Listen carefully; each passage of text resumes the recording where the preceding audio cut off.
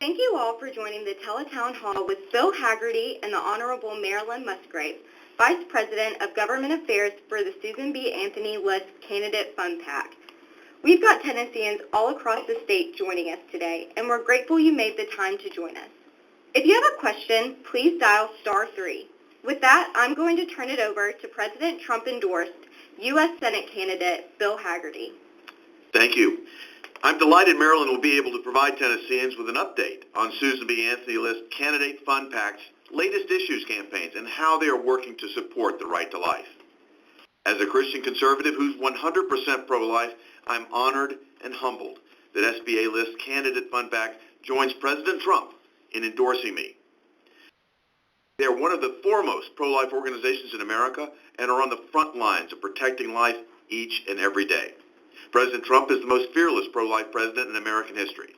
Since taking office, President Trump has urged Congress to pass legislation that bans the horrendous practice of late-term abortion. He's taken action to end federal research using fetal tissues from abortions and issued a rule preventing Title X family planning funds from supporting the abortion industry. And of course, the president has become the first sitting president to address the annual March for Life rally. As the radical liberals look to implement their socialist agenda, which includes taxpayer-funded abortions, now more than ever, we need conservative leaders in the Senate to protect our unborn children. The Democrats support abortion up until the moment a baby is born and even the moment after. Just look across the state line of Virginia. There, Governor Northam has said that infanticide is all right, and he hasn't backed down. It's awful, and it shows us the importance of electing leaders who will fight for the right to life. I've always said that abortion takes a human life, and we must do everything we can to be a strong voice for the voiceless. I'll stand up to end taxpayer-funded abortions and to defund Planned Parenthood once and for all. Additionally, I'll fight to reclaim the 14th Amendment for our unborn children, confirm constitutionalist judges, support pain-capable legislation, and work to require medical care for babies who are born alive as a result of a botched abortion. We're very fortunate to have Marilyn Musgrave on the phone with us today. She's a longtime pro-life activist. She served as president of her local Right to Life chapter and went on to serve in the Colorado State House and Senate, and then on to Congress, where she's continued to fight for the right to life at the federal level.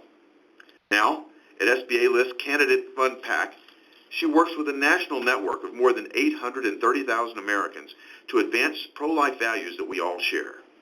Remember, if you have a question for me or for Marilyn, you can dial *3 at any time. And now, I'd like to turn it over to Marilyn. Well, thank you very much, Bill. It is just an honor to be on this call with you today. You know, we are so proud to endorse you, and we have great confidence. And those promises you just made about life are just music to my ears. It's so critical that we have someone who will lead on life. And, you know, Bill, from my time in the state legislature and in Congress, I saw people who would vote right. You could count on them for a good vote, but they didn't really lead. And Susan B. Anthony List is looking for leaders on life. And I know you'll do just that. Just today, a hearing was going on about Planned Parenthood receiving Paycheck Protection Program monies as though they were a small business and they needed assistance during this time of COVID. And, you know, Bill, we need a senator behind the scenes who will work when he's meeting with other senators, when he's in committee. And I know you'll do exactly that. When we look at the state of Tennessee, we've had two very incredible leaders in former Congresswoman Diane Black and Senator Marsha Blackburn. So you're going to join Senator Blackburn, God willing, and lead on life in the United States Senate. And that's exactly what we're all about at Susan B. Anthony List, electing leaders on life. That's why we're so proud to endorse you and support you in every way. And, you know, you've served your country well. You've served the president with distinction. You know, you've had the title of ambassador to Japan. And I am just very humbled to know that you want us to call you Bill because that's the kind of man you are, because you've been such a great leader. And I am just very much excited that the president fully supports you because, Bill, this president has been the most pro-life president ever. And you mentioned many of his accomplishments with Title X, the family planning money, and the expanded Mexico City policy. He sent a letter to Congress saying, if you send me any bill that's anti-life, I will veto that letter. And again, no funding for fetal tissue research. We think about Planned Parenthood trafficking in baby parts. You know all these things, and we just look forward to the day that you're serving in the United States Senate, because you indeed will defend the innocent life of unborn children. Well, thank you so much, Marilyn. And we're going to open it up for questions, but if you do me the honor, I'd like to ask you the first question, Marilyn. Yes. Since President Trump's taken office, we've seen an increase in pro-life policies, and he's been an outstanding defender of our Christian values. I think one of the most memorable events is when President Trump spoke in person at the March for Life rally. I hope you'd share with us, Marilyn, what that historic speech means, not only for you personally, but for the pro-life movement. Well, it was history in the making. And Bill, I was there with my husband and some of our grandchildren, and I turned to them and I said, as the president was speaking, remember this all your life. This has never happened before. And they were just incredibly moved. To the pro-life movement, it was a gesture of support like we've never seen before. So this president, some of us wondered if he would be pro-life along the way. Well, he has delivered over and over again. And the fact that he showed us that respect, the hundreds of thousands of people that came to Washington, D.C., remembering that dark day in our history, our president stood with us as we look to the day that we will erode Roe v. Wade.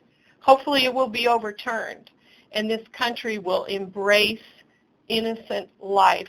So it was history in the making. And when you think of the magnitude of all the things that he has done, I guess it really comes down to noting all of those, but thinking about, again, my grandchildren, posterity. When I think of the judges he has supported, I believe 1/4 of the federal judiciary now have been Trump nominees. My goodness, what an accomplishment. And God bless Leader McConnell and the United States Senate. And I really hope you're there confirming judges that respect the Constitution in the near future. Absolutely, Marilyn. And I'll just note this, too. The average age of those judges is mid-40s. That's yeah, they're young people. A lot of runway ahead of them, and a lot different from the Obama and Bush appointees that were closer to 60 years at average age when they were appointed. So it's transformational. I agree. We need to open it up for questions now. Remember, dial *3 if you have any questions for Marilyn or myself. All right, so now we'll take questions from the audience, and our first question is from Michael Detwiller in Putnam County. Michael, you're on with Mrs. Musgrave and Bill Hagerty. Hello, Bill. Hello, Marilyn. Thank you so much for having this, and thank you for allowing me to ask a question. I do know the Senate has been working overtime to confirm these constitutionalist judges. Can you explain for the rest of the callers why it is so important that we have pro-life judges on our federal bench? Thank you. Well, we just witnessed yesterday a non-discrimination pro-life bill pass out of committee in the state of Mississippi, out of the Judiciary Committee.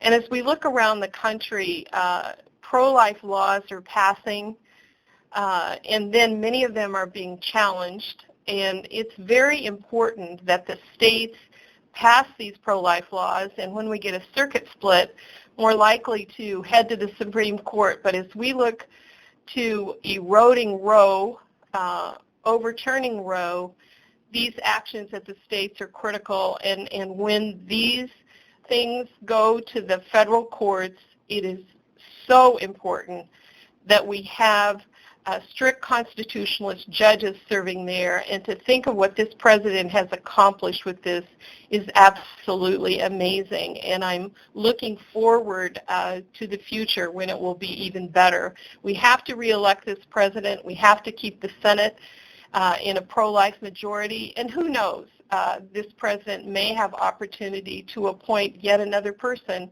to the Supreme Court. All right, don't forget, if you have a question, to please dial *3. Our next question is from Carrie Vaughn in Shelby County. Carrie, you're on with Mrs. Musgrave and Bill. Marilyn, thank you so much for your time today. And Bill, it's always great to hear your voice. I'm truly confident that Bill's going to be our next U.S. Senator. My question is this. Can you talk about what he should do quickly and specifically in the Senate to protect the unborn? Well, right off the bat, good news, we now have a pro-life caucus in the United States Senate led by Senator Daines from Montana. There's been a pro-life caucus in the House for many years. Chris Smith from New Jersey has headed that up, and now we have the same thing in the Senate. He'll join that, I'm sure, and be fully informed on the life issues. As we've gone through this crisis right now, we've especially seen the importance of senators working behind the scenes and in committee, because dollars going out to individuals to support their health insurance or to pay for health insurance they've lost or any kind of aid like that needs high protections, no taxpayer funding of abortion. So I know that when Bill is keyed into the pro-life caucus, he'll be aware of those things. And Bill, I know that you will co-sponsor Born Alive legislation, banning late-term abortion, Unborn Child Pain Capable Act, and sponsor those bills and work very diligently in your committees to see that no tax dollars are going for abortion. So those actions would be very significant. I can't wait for the day that you make your pro-life speech, your first one in the United States Senate. I'm going to be listening in, and that's going to be there for all the world to see how pro-life you are. You're going to join some incredible people like Steve Daines, Jim Langford, Kevin Kramer, Marsha Blackburn, Joni Ernst, Chuck Grassley, James Inhofe, and I could go on, but you're going to be joining some very pro-life senators, and you're going to find yourself in good company. Well, I'm looking forward to it, Marilyn. Thank you for your help, and I look forward to defunding Planned Parenthood once again. Amen. Yes, very important. All right, don't forget, if you have a question, to please dial *3. Again, if you have a question, please dial *3. Our next question is from Jana Garten in Sumner County. Jana, you're on with Mrs. Musgrave and Bill Hagerty. Thank you for taking the time to speak with us today. I was outraged to see Planned Parenthood had applied and received roughly $80 million in loans from the PPP program. Do you know what Congress is doing to fix this problem and ensure it never happens again? We need to defund this organization.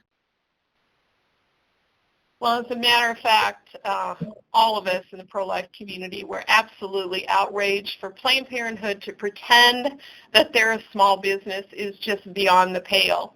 There are senators that this very day have been going after them and wanting them prosecuted for fraudulent statements on their application. One of our great heroes that I didn't mention in all the other pro-life ones is Josh Hawley from Missouri.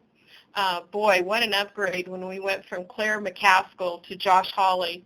What an incredible pro-life hero. He's a brilliant attorney, and he was taking them to task today. So was Senator Ernst from Iowa. So they are going after Planned Parenthood on this $80 million that they received. It's an absolute fraudulent action that they took. And I believe the senators have honed in on getting that money back. So we're very proud of their actions just today and yesterday in committee. All right. Don't forget, if you have a question, to please dial *3. Our next question is from James Smith in Davidson County. James, you're on with Mrs. Musgrave and Bill Hagerty. Hi, thank you for taking the time to talk with me. My question is, Nancy Pelosi and the Democrats wrote a 2,000-page bill, the so-called HEROES Act, that funds their socialist agenda and provides government money for abortion businesses. Is there anything we can do to stop this legislation from becoming law? Well, the main thing we can do is, go ahead, Bill. Oh, I was just going to say, we've got to hold the Senate. I know you agree. That's exactly what I was going to say. There's only one way of stopping that, and that's with a Republican-controlled Senate and a president that would veto anything. It's just amazing to me that in this time of crisis in our country, with a pandemic, with a roaring economy that was just stopped dead in its tracks, that Nancy Pelosi is wanting more money for abortion. It's just reprehensible. So here we are. We have got to hold the Senate because we know exactly what will come from the House of Representatives. There has been no compromise on anything that would restrict abortion or abortion taxpayer funding in any way is resisted by Speaker Pelosi. So we have to hold the Senate and increase our numbers.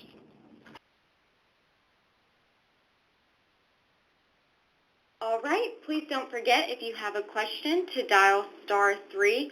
Our next question is from Macy Smith in Rutherford County. Macy, you're on with Mrs. Musgrave and Bill Hagerty. Good afternoon, Ambassador Hagerty and Ms. Musgrave. I just have a question regarding something Joe Biden, the Democrats' nominee for president, said. He said in a virtual town hall that essential health care, abortion is an essential health care that cannot be delayed. I wanted to see if you or the Susan B. Anthony list saw that, because it just made me sick. And that's why I believe we must elect President Trump and Bill Hagerty this fall. We did see it, and we have been reacting repeatedly to that absurdity. You know, the pro-abortion crowd tries to pretend like abortion is health care.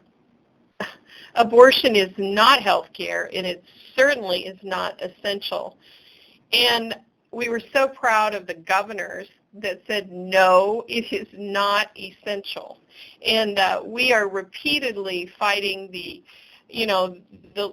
other side, saying it's health care, that it's contraception, that it's reproductive care.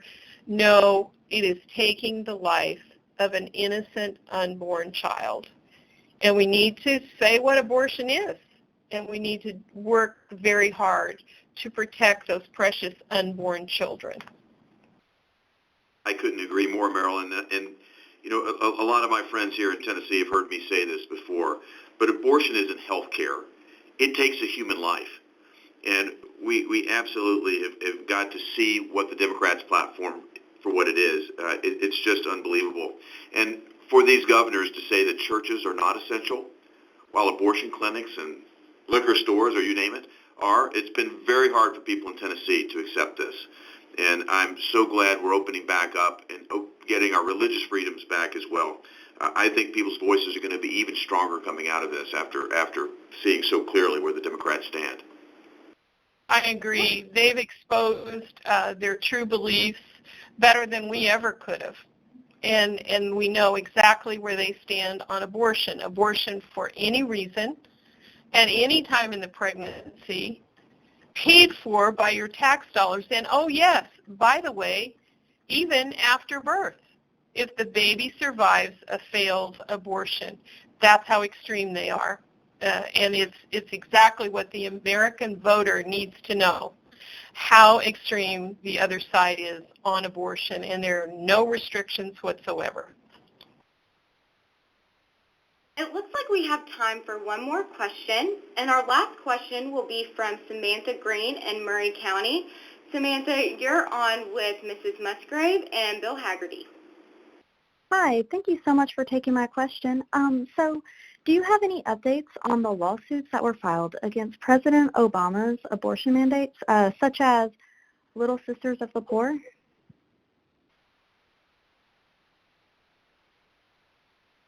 I don't know the status of that right now. Little Sisters of the Poor comes from Colorado, my home state, and can you imagine requiring elderly nuns to provide abortion pills in their health plan, Plan B, contraception, all those things? It's just so outrageous. That, again, is why these judges at the federal level and the Supreme Court, that's exactly what we need to work for. Absolutely. I couldn't agree with you more, Marilyn. Having constitutionalist judges that don't legislate from the bench is absolutely essential, and the progress that we're making has been just phenomenal in these first 3.5 years of President Trump's administration. I think one of the most serious votes a senator takes is a vote to confirm a Supreme Court justice or a federal judge, and this is a manifestation of how important it is when you see these lawsuits moving through the system. Making certain that we have constitutionalist judges is absolutely critical, and the trajectory that we're on is a very positive one. I will say that that is so well said, and I will say that oral arguments will be before the Supreme Court very soon. All right, thank you guys for your questions. Unfortunately, we're running short on time. I'd like to turn it back over to Mrs. Musgrave for her closing remarks. Well, again, we are so pleased to support you, Bill, in your effort to serve in the United States Senate. We need leaders like you in Washington. We know that you would make Tennessee proud. So I just encourage everyone on this call to do what you can for Bill Hagerty. I figured out years ago that in election cycles that I was going to work my heart out for people that held my worldview, especially on the issue of the sanctity of human life. And so I took yard signs to all my friends. I would go into campaign headquarters and make phone calls for them. And I worked very hard until one day I felt like I should run myself. But I tell you, I never regret those times working for candidates that supported my views.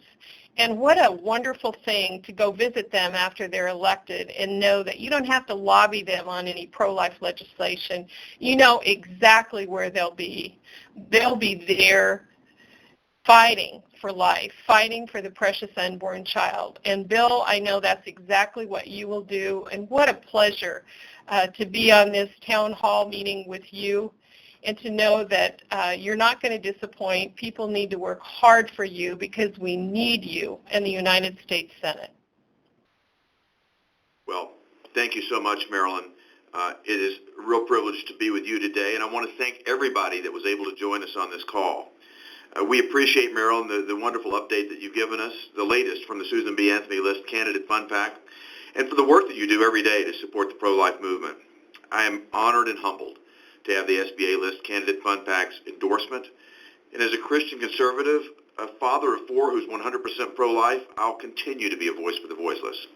I'm sorry that we weren't able to answer every question today, but I want you all to be sure to follow us.